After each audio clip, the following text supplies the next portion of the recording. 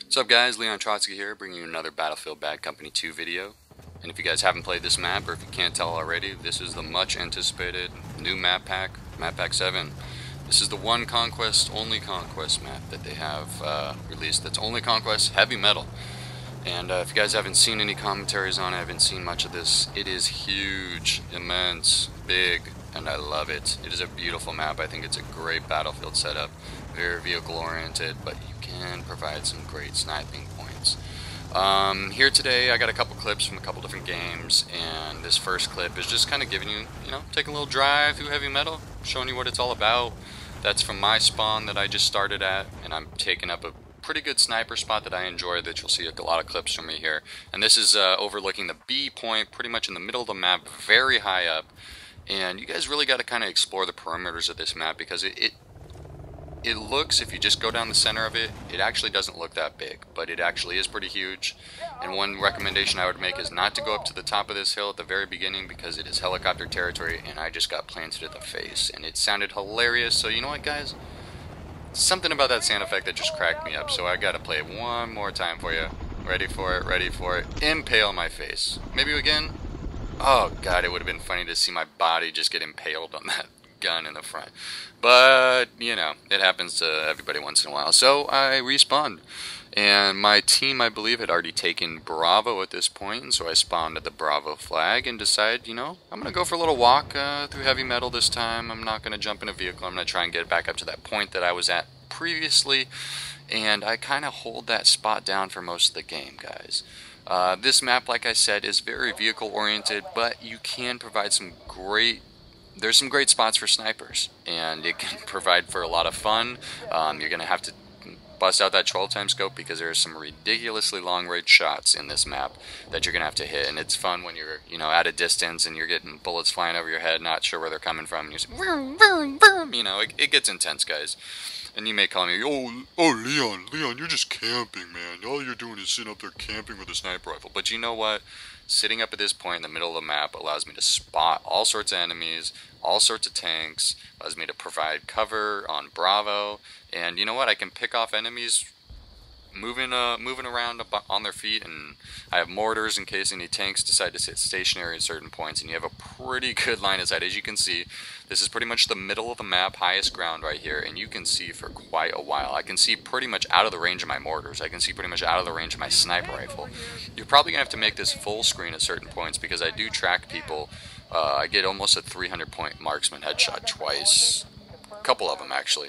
So you're going to have to maybe get a couple full screens so you can see the people that I'm tracking with my sniper rifle, just to kind of get a feel for what you're shooting at.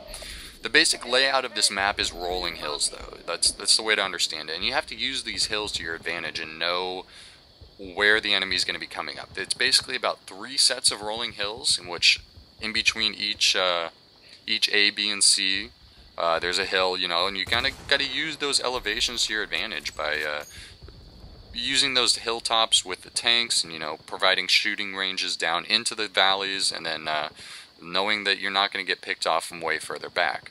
So here, sitting in the center of the map, though, you can look all the way back to the top of the ridge that they're going to have to come over from their spawn, and that provides you a good line of sight. It can be very difficult to pick off people from that distance, but if somebody decides to sit back there in their base and try and snipe, you know what? I can see them, and I can see their bullets flying, and I can try and hit them and get a ridiculous headshot marksman bonus. The people that I do end up picking up, it looks like they're enemies that had spawned at the A flag and move up the ridge off to, I guess it would be their left, my right. And you'll see me take quite a few shots in that direction, and you just got to you're going to get, it becomes very difficult to see people, I will admit, because it is so far. And I even have the 12x scope, and trying to pick off people, you really got to learn how to gauge your distance, use those gauge markers on your sniper rifle, and once you learn your distances, and actually this video might help because it'll show you the general distances for that first hill where the A bomb site is, off to the right, and it's pretty much right above the first hash mark on the scope for the M95 sniper rifle, which I'm using here, because, well, I've explained that in previous videos, but I've already platinumed all the other bolt action sniper rifles. Some people might use the Gall in this circumstance, but personally I think that the Gall can be difficult to use over long distances, because it does still have some bullet drop, but it does not have hash markers on the scope, so it can be very difficult to gauge how high or low you're shooting, and readjust from that point once you take a shot. Some other thoughts on heavy metal, guys. You really got to know have a good team that's going to be able to dominate in the helicopters, because that becomes very crucial. And I'll show you at the end of this game. This isn't a full 11-minute commentary. Don't worry. I provide a little song at the end and a great little tank rush that you can use by kind of using those hills to your advantage. And you'll see I get him pretty far pushed back, but then I make a stupid mistake towards the end of it, and I just picked out these guys with these headshots here. I missed one here, and then I think I clean him up with this last one once I gauge that distance. And oh, it feels good to blow somebody's head off at this distance. But man, one word to the wise, guys: sit up here for too long, which I did in this game. I sat up here pretty much the entire game, and they could not get me out of here. But somebody's going to try and come and rush you, because you're not completely invulnerable, and you just got to be ready for it. And they do have to run up the hill to you, and this idiot just decides to run a little higher up the hill. But it was nice, because I was almost out of sniper rifle rounds, and you know what? Now I'm full on ammo again, and this guy lets me stay up here for the rest of the game pretty much by me stealing a sniper rifle. And there was a couple more guys that eventually... they must have been communicating somewhat, because they did try and follow me up there. And you'll see this guy on the windmill. I think he died trying to do whatever he was doing. And I see somebody throw a grenade up there. I picked up the M93. This is a little close quarters combat for such a big map.